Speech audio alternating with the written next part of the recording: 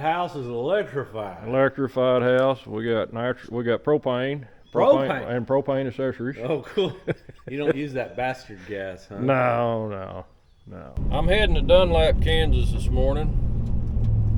I bought an engine up there. It's a Big Cam Cummins. It's a takeout. A guy took it out of his truck. He said it was running good, but he had the overhead done and it was popping out the exhaust or something. There's a pretty good chance it's going to have to be rebuilt before I can use it, but the engine in Little Red has quite a few issues. I'm getting coolant in the oil. I know I've got 2 injector cups that leak, and I haven't had time to pull the heads to get those fixed. And this engine came up for sale, and for $700 I figured I'd at least have a good rebuildable block, and I can keep running Little Red, and maybe it'll turn out to be a good motor and I can just use it. One way or the other, I'm going to get it. It comes with a 9-speed direct transmission. It's complete. Got the alternator, the fan, the starter, everything comes with it. So, but I think it's a 290 that's been turned up. This guy says he's turned it up to 400, so it could be toast. I don't know. But like I say, my plan for this year is to have a good engine in Little Red, and whether that's one I rebuild or one I buy, one way or the other. I don't want to. I've been traveling quite a bit, a couple hours out of town, staying out 2.5 hours from home. So just trying to be proactive and not have an engine failure on the road is kind of what I'm up to. That'd probably save me the $700 or the price of the engine just to get towed home. So anyway, that's what I'm doing. It's about 3.5 hours, I think, up there, something like that.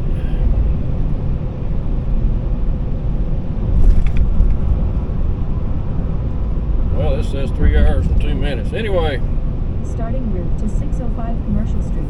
Last week, my friend Jeff Anderson came down. Turn right onto State Highway 51. Okay. My friend Jeff Anderson came down last week and stayed the night with us. We fed him and entertained him, I guess. I don't know. He entertained us, I'll say that. But anyway, we had a good time. I wish I lived closer to Jeff, because we'd be in trouble every day probably. But one of these days I need to head on up and see him, but I can't take off this week and go travel around the world like he does. He's got that ability to do that, I guess. So, but anyway, I'm heading up to Kansas, going through the little town of Mulhall. Jeff mentioned that all my money's in the bank. I didn't tell him. I got it all buried in the backyard, Jeff. I didn't put anything in that bank. It ain't safe in there. Anyway.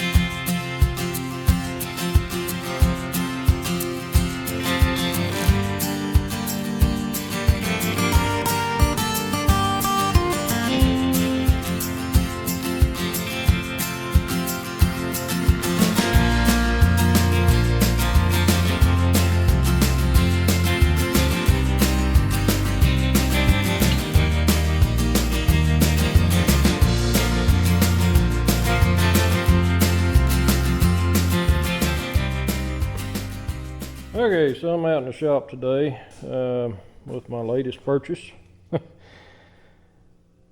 This is a, what was it, 1978. This is a 290 Cummins, but it's a Big Cam.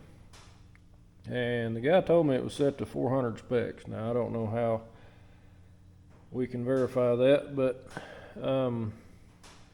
for the price I gave for it, I got the engine, the transmission, I got everything with it, the fan blade, the starter, the alternator.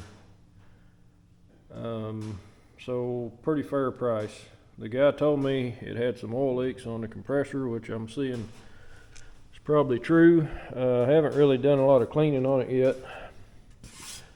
So this does have an aftercooler, so I'm not sure if the Big Cam 290 had an aftercooler stock.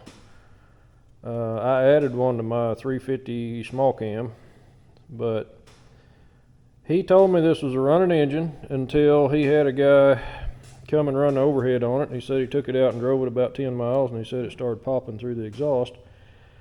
And he thought maybe the guy didn't do the overhead right, which is a possibility. This was in a cab over truck, so I'm going to have to get an oil dipstick tube that's different, and there's a difference on the water neck. Mine comes straight off the top, which this plate can be moved and I can put my water neck on it. It had a little bit different motor mount on the front. This is a steel ring. It had like a rubber mount, so this is actually an extended version of the pulley.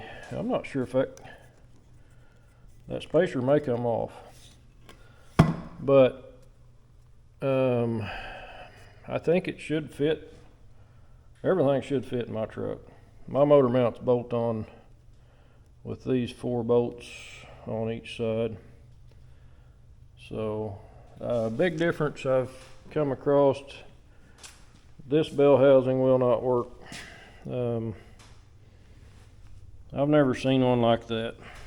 But this is out of a cab over Freightliner, so that might explain some differences. But anyway, what I plan to do is pull the valve covers, and I'm going to go through an overhead run on it just to see if everything's right, see if I see any issues.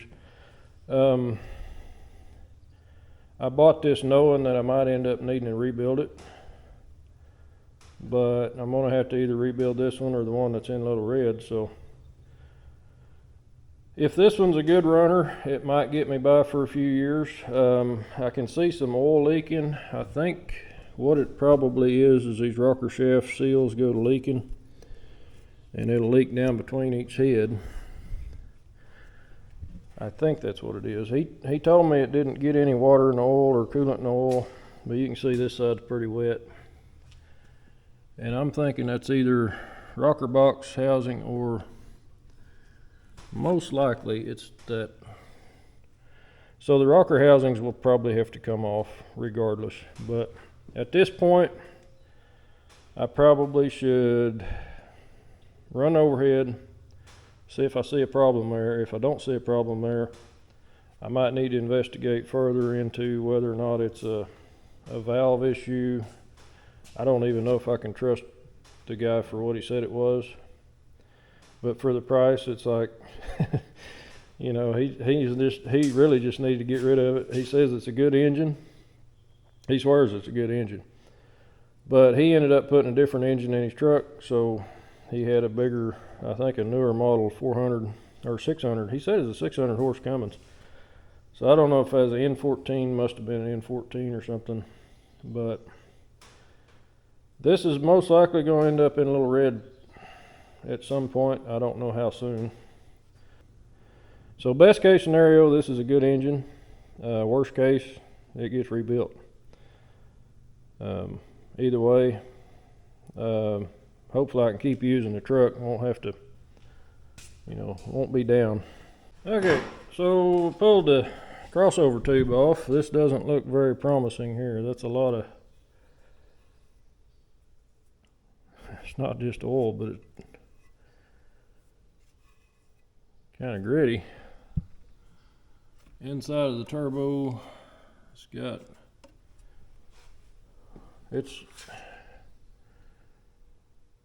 so most likely turbo seal's bad, I'm guessing. I don't know. Somebody out there that knows more about this stuff than me should let me know, but I'm gonna say that's probably a bad turbo seal, which I'll probably be getting a rebuilt turbo anyway, so I'm not sure that's a deal breaker, but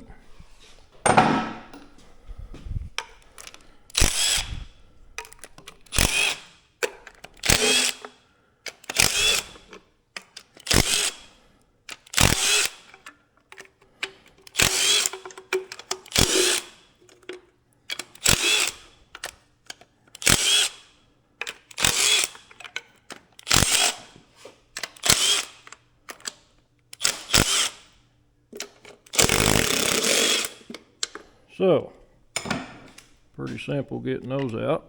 I probably ought to put a piece of duct tape over this hole just to keep dust and spare parts from falling down in the hole. Believe me, it's no fun to try to fish something out of one of these. So this probably needs to be disassembled and cleaned.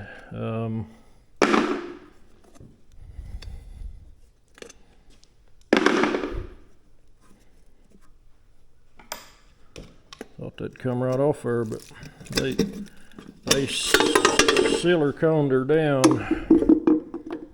pretty good there. There's a good source of an oil leak there when you over tighten that valve cover gasket. That's weird how shiny that is there. Is that part of the, oh, that's part of the gasket. Okay. It'll need new ones. I thought that was part of the aluminum housing. I was like, wow, that's weird, but yeah, that's what happens when you over torque them. Get them too tight. Cuts through the stuff.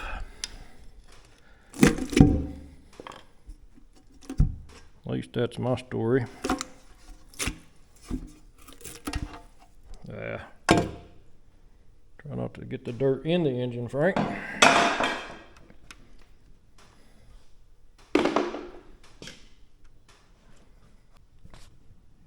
Okay, so the method I'm using is the normal. If you've got the non-top stops, you would use a indicator, but we've got top stop injectors like these, so we don't use an indicator. But we are on A, and right now our valves are loose on 6, so we're actually going to start on injector number 4 and valves on 2.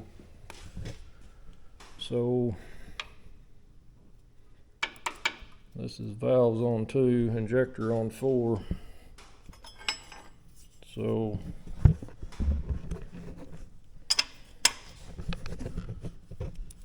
let's see what this injector's like. It's not actually that tight, is it?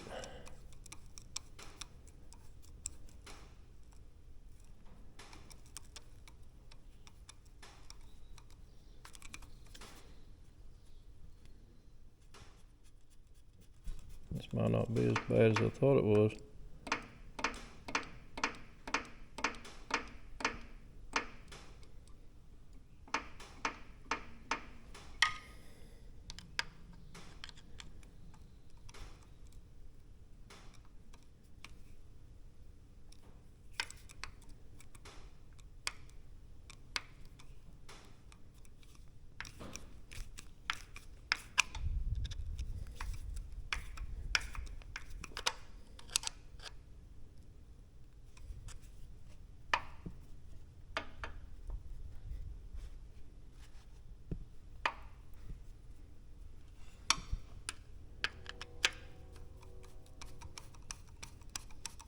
I'm kind of curious. It doesn't seem to me like that plunger's coming up high enough, but maybe it must be. It's hitting the top.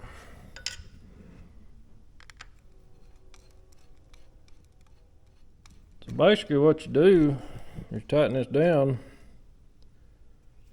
You squeeze some oil out of the cup a little bit, and then you back it up to where it's just 5 to 6 inch-pounds ain't much. I don't know if I've got a torque wrench that goes that low.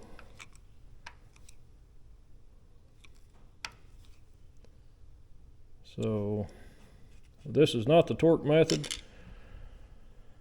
or outer base circle method. This is the standard way you adjust them. Let's check the number 2 here. Number 2 is very tight on the intake at 11 and pretty darn tight there too. So I'm gonna say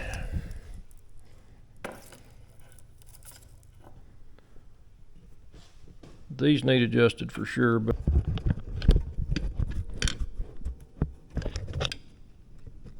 so turns out I do got a torque wrench that does inch-pounds down to 5. It's not a ratcheting type, but it's a click type. You can't hardly hear it click at 5. Be sure your nuts backed off, and it's given right there at 5. 5 is not very tight at all. So this is injector on 4. Since I started out on valve set A for 1/6 and number 6 was the loose one, this gets confusing, but if number 6 was loose, then we're going to be on this setting here, which is we're going to set the injector on 4 and the valves on 2. Torque method. If you read this torque method or dial indicator method, do not use this method to adjust top-stop injectors. These are top-stop injectors.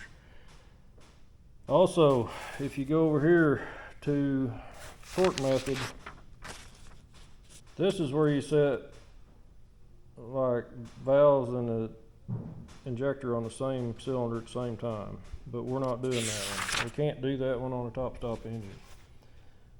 So this is our method. We are at A 1/6 valve set. We're going to do injector on 2 and the valves on 4. I think I'm doing this right. I hope. Okay, so I'm loosening up injector number 1. I want to see just how far out of adjustment these are.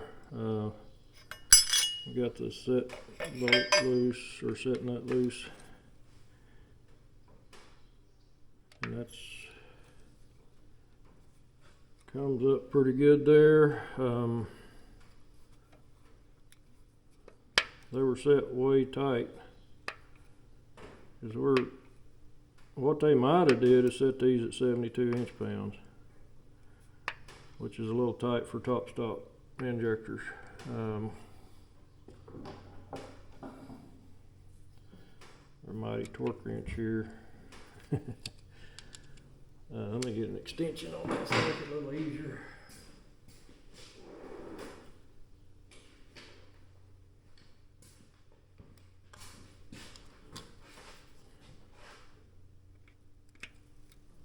So be sure that's loose. And I mean, that is just, you're supposed to torque them down a half turn, and then basically you're just getting 0 clearance on those. That's all you're doing. So after we get the, I mean, I backed that off a good turn and a half, I think. So snug them up, and we'll rotate on to the next one.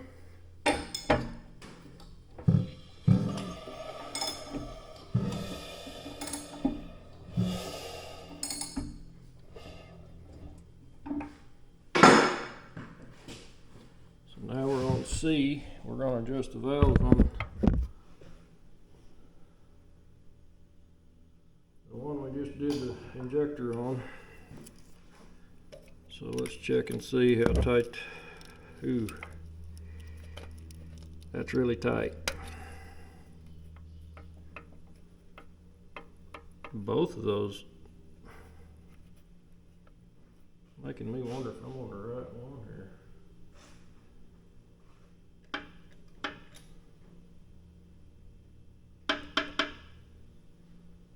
Number 5 still got valves open.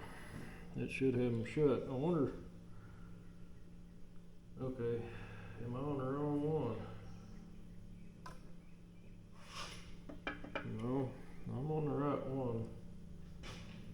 I'm on C, so I have to be adjusting valves on. Yeah, that exhaust has a little bit of slack, but not enough. So there's a problem. So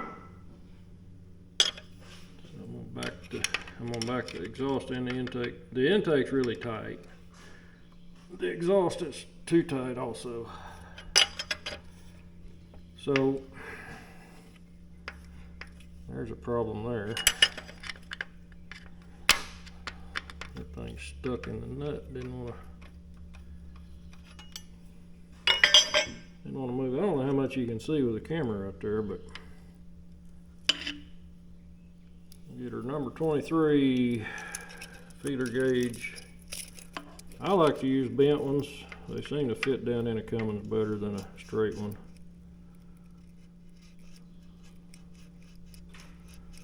I've had this set for a long time. I think when I got out of high school. Oh, there we go. I just moved it. So basically, if you get it pretty snug, and then you hold your center screw and you tighten this up, it should loosen just a smidge because it takes the slack out of the threads. And yeah, come on, left-handed screwdriver ain't so good at it. That's a little tight. I like for it to just drag really loose.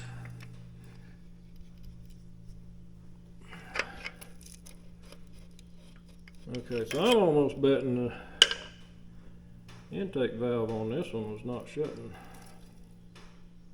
completely. And if he drove it very far, he said he drove it a little ways and it started popping and he quit driving it, so he may not have burnt the valves up,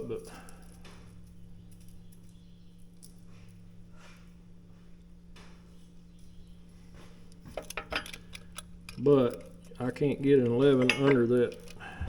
There's no way I can get an 11 under this one. So I'm gonna say with some certainty that this valve, when this engine warmed up and everything got hot and tight, it probably was letting, it was probably not sealing on that cylinder. I'm gonna go through them all. When I adjusted number 4, it was really loose on both of them. And being loose is not so bad as being too tight. If you get these too tight, like I say, when the push rods warm up, when everything gets hot, when the valves get hot, they get longer. That's why they allow these clearances in there, so when parts get warmed up, we go back to a nearly zero lash. But you're better to have a little bit more. When things get hot, you still got enough clearance to shut your valves. You don't want too much. So quite a bit of inconsistency here. When I go to adjust injector on 3, it's loose. You got slack. It's supposed to be 0 lash. So very inconsistent. I don't know what their method was, but it's not working out too good. This is where I'm supposed to set injector on 3, valves set on 5. So intake is the center one. You can see intake is super tight. It ain't even got slack in it. So this one's not even shutting. So I can understand the guy did overhead on it. He drove it 10 miles. He parked it. I can understand why this thing was running like a dog. Probably sounded like crap.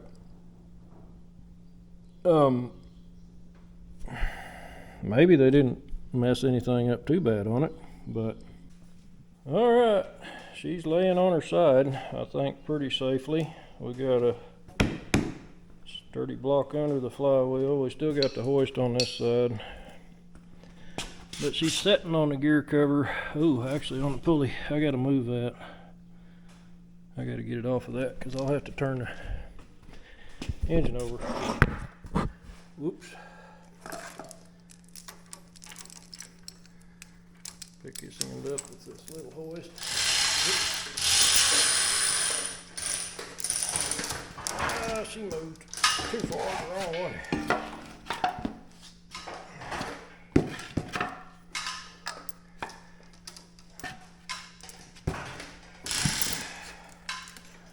Okay. That's sitting better anyway. Not rocking now.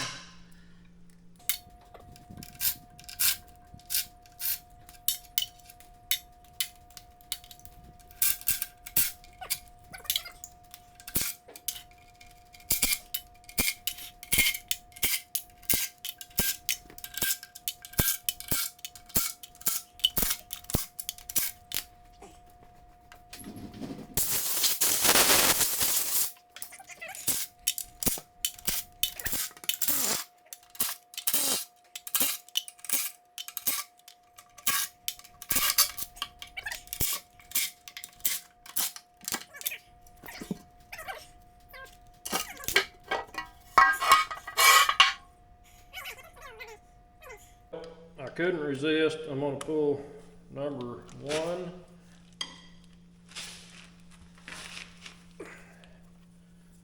Rod bearing.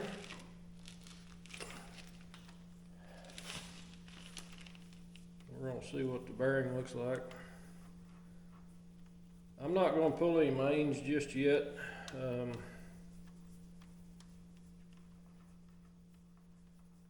I will at some point.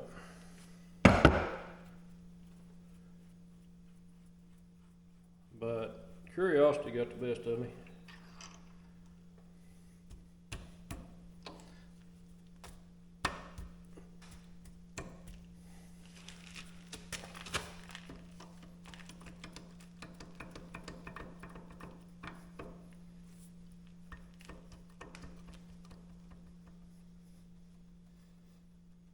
Pretty tight fit.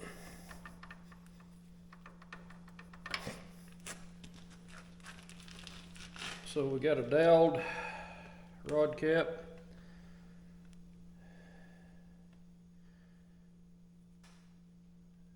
And I wouldn't say that looks terrible, but that's the bottom. Whoops, there went the...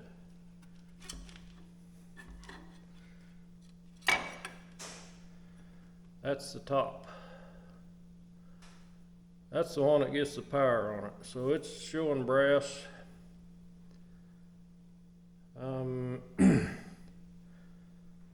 Not thinking that's that great.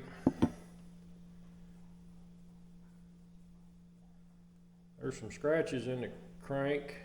I think it'd most likely be polished out. I don't think they're that bad. Curious if these are oversized or undersized bearings.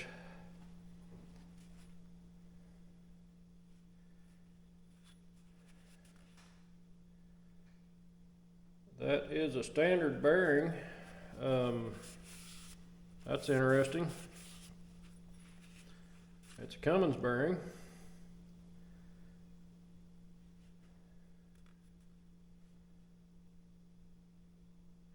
Made in England. Anyway.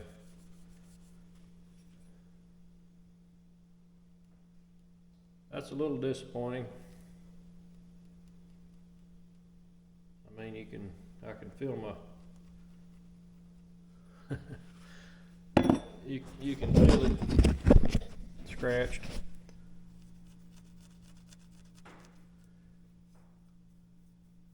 So the guy was telling the truth up to the point where he said he pulled some bearings and they look good.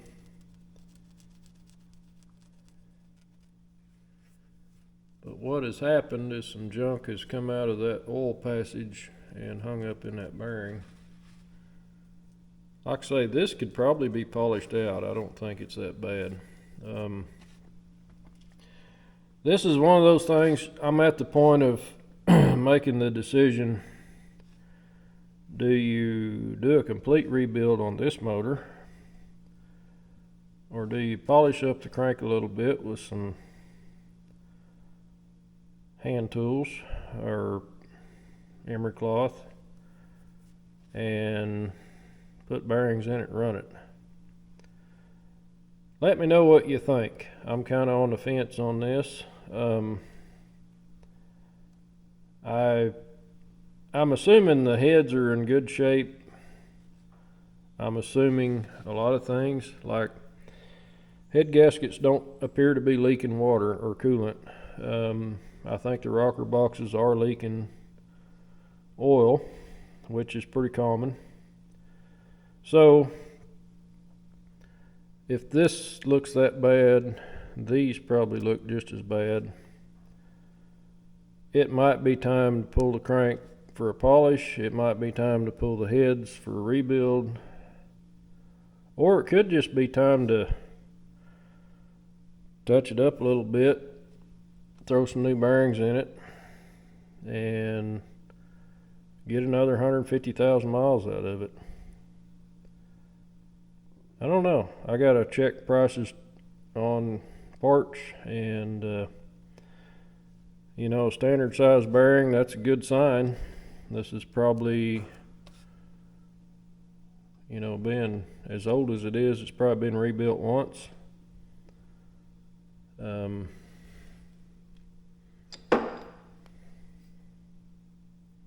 Not sure if there's any way to really know.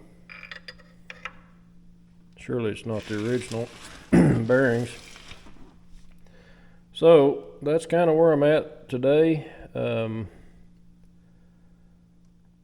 I'm probably going to pull some main caps off and take a look at some of those. Now the mains will be wore more on the bottom. Rods always wear on the top. So, which if you look at the, yeah, we're showing brass. So that's getting a bit loose.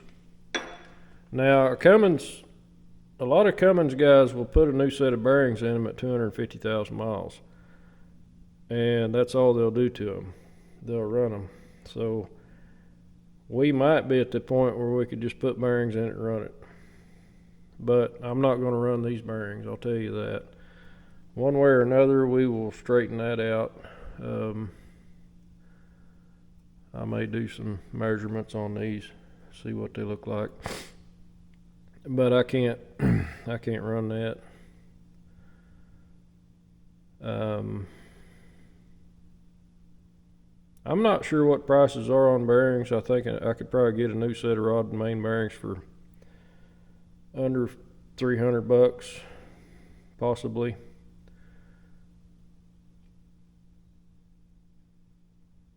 Pretty simple to put them in. Don't have to pull the crank out. Don't have to pull the heads. Could just put bearings in it. I may want to look at the cylinders and see how badly scored they are.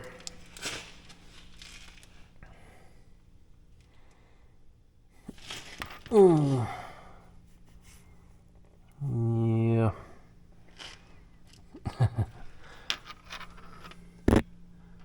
Chances are I'm probably going to need to rebuild it. But I need to find out if this motor has lower press fit liners. I think it should. If it has lower press fit liners, shouldn't be a big deal to put a new set of liners and pistons in it, new bearings. I may end up pulling the crank, taking it down, get it polished. At that point, we rebuild the heads, and we're spending money. But at this point, it's kind of one of those things. What do you do? What's the best choice? Kind of hard to tell.